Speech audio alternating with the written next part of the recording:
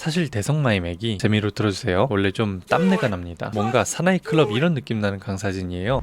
안녕하세요. 당신을 위한 수능 인사이트 황로입니다. 자, 오늘은 조금 가벼운 이야기예요. 1타 강사 알아보기 시간입니다. 부제는 좋은 선생을 고르는 법 궁금하죠? 1타 강사란 특정 과목, 특정 교육기관에서 가장 잘 나가는 강사입니다. 한마디로 가장 잘 팔리는 그런 선생님들이 있죠. 1타 강사는 아무나 되진 않겠죠. 요소가 이렇게 여러 개가 있을 건데요. 그중 제가 생각하는 제일 중요한 것은 바로 스타성입니다. 스타성은 매력이 매우 높다는 뜻일 텐데요. 매력은 기본적으로 사람을 움직이는 힘입니다. 사람을 움직이는 힘이 높다는 것은 인기가 많다는 것이고, 그것이 개인에게 큰 이득을 가져다 주겠죠. 사람의 매력을 구성하는 것은 대표적으로는 외모입니다. 호감형 외모에서 만들어지는 끌림은 그 강의를 구매하는 이유가 되기도 하죠. 그 밖에 말솜씨나 유머 이런 부분은 사람을 즐겁게 만들기 때문에 끌어당기는 힘이 있고요. 그리고 개성이나 서사, 그 사람만의 독특한 특질이나 경험은 그 사람이 유니크하다라는 인식을 주는 거죠. 다 떠오르는 스타 강사들이 있을 거예요. 이렇게 사람의 인기를 먹고 사는 직업은 뭐가 있죠? 연예인, 인플루언서, 정치인 등이 있죠. 그리고 그걸 나쁜 쪽으로 발휘하는 사람은 사기꾼이라고 부릅니다. 사기꾼은 정말 위험한 것이 매력이라는 능력으로 나쁜 짓을 하는 거기 때문에 경험하지 못하면 그 매트릭스를 뚫기가 쉽지 않아요. 다음으로 중요한 것은 타겟팅인데요. 포지셔닝이라도 말해도 될 것 같습니다. 본인이 만드는 컨텐츠가 시장에서 누구에게 적합할지 알아야겠죠. 현진 선생님과 정승재 선생님이 같은 시장 내에서 1타 강사로 공존할 수 있는 이유는 둘의 지위가 겹치지 않기 때문이겠죠. 넓은 수험생을 포괄할 수 있는 수업일수록 1타 강사에 부합하겠고요. 설령 영역이 좁더라도 좁은 곳에서 독점을 유지해 살아남기도 합니다. 강사의 실력은 세 번째인데요. 실력을 결정하는 요소는 뭐가 있을까요? 강의력 중요하겠죠? 문제 해석력, 문제 잘 푸는 것도 중요하고요. 학문적 이해, 그 학문을 얼마나 잘하는가. 그렇다면 여기서 가장 중요한 건 뭘까요? 저는 그게 강의력이라고 생각합니다. 그래서 강의력이 뭔데? 강의는 대중화법이니까 화작을 하는 친구들은 알겠죠? 이렇게 언어적, 비언어적 요소가 있고, 강의는 특이하게 판서가 중요합니다. 그리고 강의는 좀 특이한 것이 연극적 서사가 중요한데요. 이게 뭐냐면 하나의 연극을 하듯 기승전결이 있어야 하는 것이거든요. 이야기를 꾸며야 하는 것이죠. 문제, 풀이, 답 이렇게 단조롭게 이어지는 게 아니라 복선을 남기다가 팡 하고 터뜨리거나, 문제를 대면한 학생을 연기를 한다거나, 아니면 우스꽝스러움을 일부러 연출한다거나, 이런 연극적 장치들이 전달력을 극대화하고 학생들이 중요한 부분을 오랫동안 기억하게 만들어주기도 합니다. 그리고 대중화법에서 강연자의 반대축은 청자죠. 실시간으로 소통이 이루어진다는 점에서 완급 조절이나 청자와의 원활한 소통 등이 강의력을 구성하는 것이죠. 그래서 이미 런칭된 강사들은 이러한 스타성, 타겟팅, 강의력, 자료나 커리큘럼 등이 일정 퀄리티 이상이 보장이 된 분들입니다. 학생들은 그래서 그들의 포지셔닝을 알고 니즈에 맞춰보면 되겠죠. 자, 그럼 잠깐 인강 사이트 대성마이맥, 메가스터디, 이투스 이렇게 구경을 해볼까요? 대성마이맥입니다. 마이맥 강사진은 전통적으로 타겟팅이 상위권 이상이 집중되어 있는데요. 국어는 이렇게 계시네요. 1타라고 한다면 요 두 선생님이라고 할 수 있겠고, 김승리 선생님은 대한민국 국어 1타로도 많이 꼽는 분이죠. 유대종 선생님은 재미인 것이 다른 건 다 몰라도 문법은 유대종으로 학생들에게 유명하시기도 하시고요. 그리고 조금 더 어려운 수업인 정성민 선생님, 더 넓은 학생층을 담당할 수 있는 김재문 선생님 이렇게 배치가 되었네요. 사실 대성마의 맥이 재미로 들어주세요. 원래 좀 땀내가 납니다. 뭔가 사나이 클럽 이런 느낌 나는 강사진이에요. 고난도 강의하신 선생님이 전통적으로 많거든요. 근데 그러다 보니 상위권한테는 좋을 텐데 수요층이 넓지 못했겠죠. 그리고 같은 특성을 공유하는 사람한테 배울 때 효과가 증대되는 게 있거든요. 남학생은 선생님 성별의 영향이 유의하지 않는데 여학생은 여자 선생님께 더 긍정적인 영향을 받는다는 연구 결과도 있어요. 그 부분이 선호로도 이어지는 것 같습니다. 그래서 그런지 실력 있는 선생님이 다양하면 좋은 것 같아요. 쉽진 않아도. 다음은 수학인데요. 자,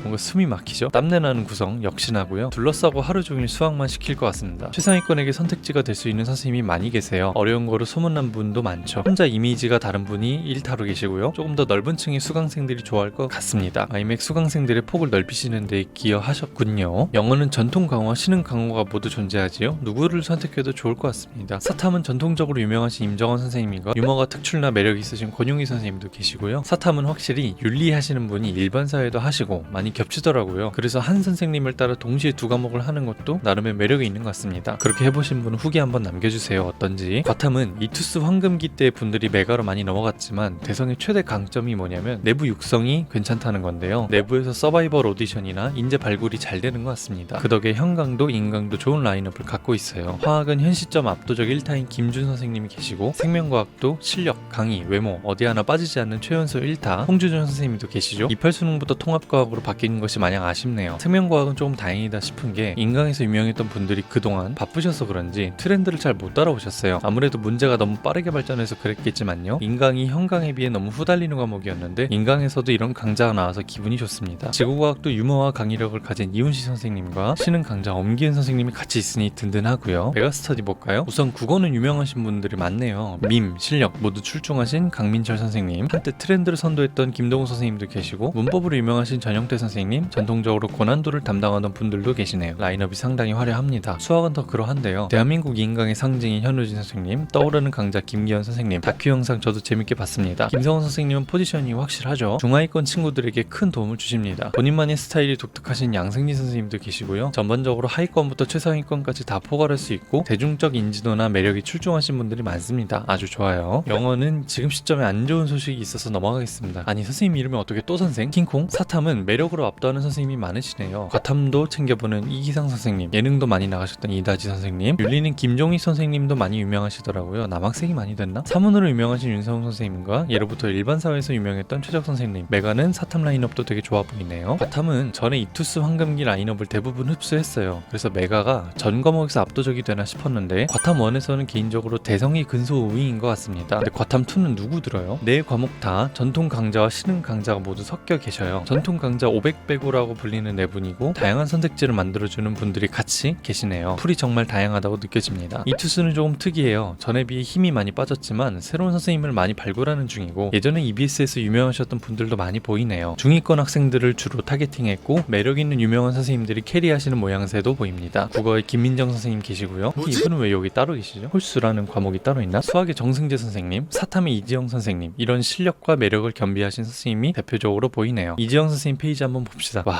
이거 정말 남학생이 절대로 건드릴 수 없는 비주얼이긴 하네요. 아무튼 중위권 및 여학생을 집중 타겟팅하는 전략이 괜찮은 것 같습니다. 자, 다시 돌아와서요. 그럼 우리는 어떤 선생님을 따라야 할까 고민이 있죠. 그러면 1타 강사는 좋은 강사일까? 부정할 수 없어요. 이미 시장에서 증명되고 있는 분들을 의심할 수 있을까요? 그런데 우리는 살면서 1타 강사만 보는 것은 아니죠. 2, 3타 마이너한 선생님은, 아니면 인강 안 하시는 수많은 현강 선생님은, 심지어 강의가 아니라 대학생이 해주는 과외라면 이렇게 다양한 형태에선 수능 강사에게 무슨 자질이 필요하냐라는 것이죠. 좋은 강사의 조건은 앞서 1타 강사의 조건에서 스타성과 타겟팅을 우선 지워야 합니다. 강의 실력과 자료, 커리큘럼은 강사의 기본이겠죠. 그 외에 좋은 강사는 반드시 질문 처리 능력이 훌륭해야 한다고 생각을 합니다. 그리고 그것은 전인적 태도로 이루어진다고 봐요. 전인적 태도를 고려한 질문 처리는 학생의 공부부터 개인적 배경, 사회적 환경까지 모두 고려해서 질문을 처리하는 것이 되겠습니다. 다른 말로 하면 고민을 단편적으로 해석하지 않고 성급하지 않게 합리적인 근거로 설득하며 자신의 고민의 결과를 나눌 줄 아는 사람이 되겠죠. 그러면 어떤 부분을 고려해서 대답을 해야 되는지 예시를 볼게요. 많은 학생들이 논술 응시에 고민을 하곤 하는데요. 어떤 학생이 고민이 있다고 찾아왔습니다. 정시에 온전히 집중해야 맞는데 논술도 공부해보고 싶어요. 제가 논술을 공부를 해도 될까요? 이런 질문을 해왔단 말입니다. 근데 이걸 들으면 물음표가 몇 개가 생겨요. 정시와 논술 공부는 동시에 할 수 없는 건가? 그렇지만은 않을 텐데. 그리고 논술의 공부를 얼마나 배분할지 그런 고민이 아니라 학생이 저한테 마치 허락을 받는 것 같잖아요. 그렇다면 그 얘기를 누군가에게 들었다는 얘기고 믿고 의지하는 누군가였다는 얘기고 선생의 권위와 학생의 욕구가 충돌했다는 것이죠. 그래서 얘기를 더 해보니 학생의 과탐 점수를 크게 올려준 선생님과 상담을 했는데 선생님은 논술 응시에 부정적이어서 고민이 생겼던 것이죠. 그 선생님께서 말씀하시길 내 주위에 논술로 의대 붙은 사람은 거의 본 적이 없어 라고 말하면서 논술로 정성을 들여야 하니 정시 공부에 방해가 된다는 입장이었습니다. 자, 그러면 여러분들이라면 이 학생이 어떤 조언을 해줄 것인가요? 근거는 무엇으로 들고 설득은 어떻게 해야 될까요? 저는 여러 사례와 반증을 들어 설명을 해줬고 선택은 학생에게 맡겼어요. 설령 이 친구가 그해 논술에 떨어지긴 했어도 후회가 남지 않았던 사례입니다. 아무리 그 사람이 틀렸다고 생각은 해도 제가 맞고 그 선생이 틀렸다고 학생 앞에서 비난할 수는 없어요. 나의 위신을 위해 학생이 믿고 의지하는 다른 선생님을 까내리면 학생한테 못할 짓을 하는 거죠. 다양한 의견을 들을 기회를 박탈하는 것이기도 하고요. 선택지는 하나가 아니어야 하고 학생이 주체적인 결정을 도우면 되는 거죠. 결론적으로 이러한 학생의 질문을 다각적으로 고려하는 역량은 경험이 중요합니다. 다양한 학생 사례를 알고 있을수록 좋겠고, 그리고 그중 특히 강사 본인이 많은 실패 경험을 가지거나 부적합한 재능을 극복한 경우면 금상첨화겠죠. 이렇게 학생들의 질문들에 대한 꾸준한 직면이 중요한 이유는 또 뭐냐면 강사들은 시간이 지나면 지날수록 역량이 증가하거든요. 그런데 학생들은 1년마다 리셋되어 새로 들어옵니다. 강사가 학생을 가르칠수록 학생도 강사를 발전시키는 거거든요. 그 생활을 반복하다 보면 어느 순간 너무 멀리 와버리게 되는 거죠. 학생으로부터. 이렇게 매년 리셋되는 학생과의 갭을 어떻게 줄일 것인가, 저를 가르치셨던 어떤 선생님께서 말씀하셨던 이 고민이 저는 기억에 오래 남습니다. 결국 강사들의 고민의 해답은 오늘 직접 만나는 학생으로부터 오는 거예요. 새로운 학생의 새로운 질문을 처리하면서 그들의 개별 사례를 본인의 원칙과 일반어로 잘 이끌어야겠죠. 그래서 이게 좋은 강사 선택법과 뭔 관련이냐. 자, 강의를 수용하는 양극단엔 두 가지가 있습니다. 강의 쇼핑은 문제의 원인을 외부에서만 보는 거고요. 대가리가 깨진 것은 문제의 원인을 나에게서만 보는 거죠. 나에게 정말 잘 맞는 강사는 상품과 신사 사이에 있는 것이고요. 질문을 할 때 확인을 해보는 겁니다. 나의 강사가 나에게 줄 수 있는 도움은 어떤 종류의 도움일지 궁금하지 않나요? 해당 강사의 스타일을 알고 강사마다 줄 수 있는 도움의 종류가 다른 것도 알 수 있겠죠. 그것을 어떻게 활용하느냐가 제일 중요하겠고요. 강사가 학생에게 줄 수 있는 도움은 다양합니다. 이렇게 공부로 도움이 되거나 수험 생활에 보내는 것에 도움을 주거나 나에게 강력한 동기와 이유를 만들어 줄 수도 있겠죠. 좋은 학생은 좋은 강사를 만든다는 말은 두 측면이 있는 말이에요. 케이스 스터디 대상으로 강사의 경험을 상승시킨 측면이 있고, 그리고 능동적인 공부 주체로서의 측면, 이 중 오늘의 주제는 후자에 해당하겠죠. 무엇이든 그것의 용도를 발견하는 것은 사용자의 몫일 겁니다. 설령 그 대상이 강사일지라도요. 자, 부담없이 무난한 내용이었죠. 다음에도 편하게 들을 수 있는 내용으로 찾아오겠습니다. 들어주셔서 감사합니다.